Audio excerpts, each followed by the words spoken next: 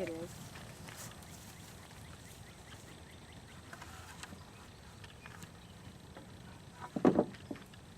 Your reins are a little too long. You're already starting to yank and tug.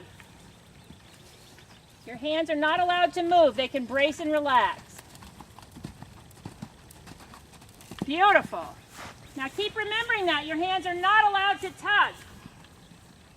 Sit back a little and down.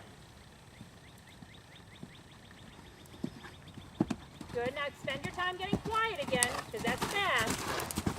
Quieter. Stay that quiet. No tugging. Oh, you just lost the class there because you cut the corner. Okay, now no tugging. Winning the class, I'll play that one. Good girl. And now you have to move your hands to his neck. Good. Good. See, he doesn't have to bump those jumps. Now you spend your time getting quiet, no plucking.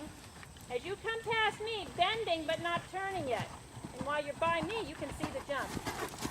Good. Now don't take your eyes off it. Slow down, both hands. 5, 4, 3. Good girl. Okay, now slow down again. Good. Stay that quiet. Oh, you cut that corner too. And that was a bad turn. So you had 2 major cut corners.